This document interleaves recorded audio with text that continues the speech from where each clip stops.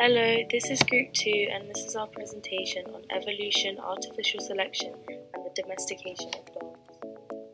Artificial selection, which is also called selective breeding, is the intentional breeding of different organisms with certain traits to produce animal or plant offspring that hold more useful characteristics. Now we're going to look into the comparison between natural selections and artificial selections. The theory of the natural selections was given by Charles Darwin. He stated that the evolution is a mechanism of the natural selections, in which the fittest ones are sorted and permitted to survive and reproduce, while the weaker sections, which is not capable of adapting, were not permitted to grow and reproduce further. It is applicable to all organisms, yet it requires a long period of time to evolve.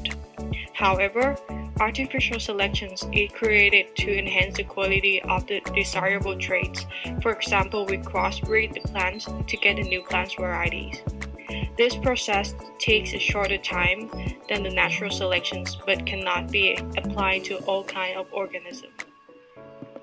For this table shown some of the differences between natural selections and artificial selections. For more example and applications will be discussed later. Next, we are going to talk about the advantages and also disadvantages of the artificial selection. So let's begin with the advantages. One of the main advantages is that it is beneficial to agriculture. The artificial selection is used to mainly increase the quantity and also the qualities of the produce for more profits. For instance, crops are bred to have a shorter harvest time and also higher use of products. In the case of animals like dogs, we can select the species of dogs like the levels of aggression or maybe strength for tasks such as hunting or herding. Another advantage is that the human food chain can be stabilized. The United Nations along with NATO estimated that the numbers of human population could reach 10 billion people or even more by the year of 2050. And up to this point, artificial selection comes into place. If hidden traits of plants and animals can be identified, we can increase the use of products just like what I mentioned earlier, which help in assuring and also stabilizing the human food chain. Lastly, artificial selection could contribute in eliminating problematic conditions. As we can select the traits, we can choose to not breed specific traits that are harmful to the organism, for example, genetic diseases. However, even though there are several advantages, artificial selection also has some drawbacks. Next are the disadvantages. First is that they reduce the genetic diversity of the species. When only one or a few traits are selected to pass on, others will be lost over time. This will result in a population with genetically similar members. Therefore, the population will be more susceptible to extinction. Like if there is a disease, then all members of the population are likely to be affected. The possibility of new weaknesses to develop. Despite humans having the full control in choosing the traits to breed, we do not have the full control over the outcome. There are possibilities that spontaneous mutation could occur naturally, thus could result in mutations that impact the organism negatively.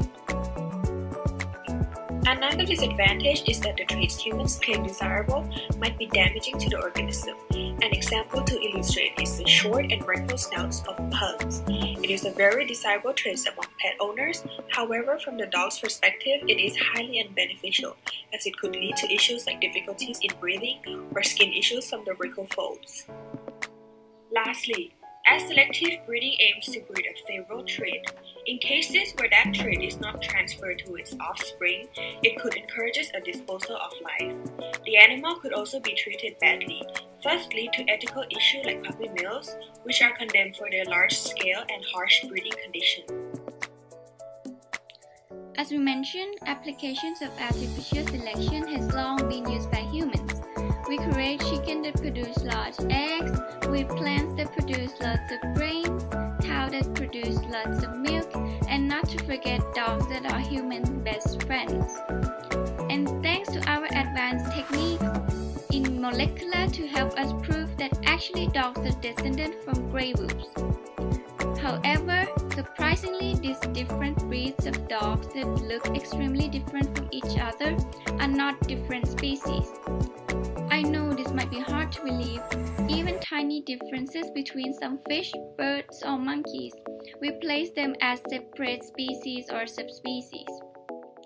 then you might wonder why these dog breeds are not considered separate species. Usually it takes hundreds of thousands of years or more to evolve into distinct new species, which requires the slow accumulations of mutations or change in their genome that cause inheritable changes to their physical characteristics. While these dog breeds have very rapid physical changes due to years of selective breeding by humans to choose specific purpose that relies on their appearance, size, form, and more. But surprisingly, their genomes remain relatively unchanged, despite their physical characteristics. Therefore, even different looks of dogs are able to interbreed to give birth to reproductively viable offspring. And another fun fact that I want to point out is that these various differences between dogs actually come from the roles of main category of genes involved in nerve systems, developments, and functions, which directly related to behavior of these dogs. These results support the hypothesis that primary focus of this early domestication process was selecting for behaviors such as reduced aggressions. So let's look at how dogs were tamed in a little bit more detail. A Russian geneticist, Dmitry Belyayev, did an experiment to test whether selecting for tameness would indeed produce a set of domesticated traits similar to those in dogs. In this experiment, he worked with silver foxes, which are species that are similar to dogs but have not yet been domesticated. So the foxes were made to interact with the researchers and each other, and their behavior was observed. Foxes that were most tame were then selected to breed from the next generation, but outbreeding still occurred.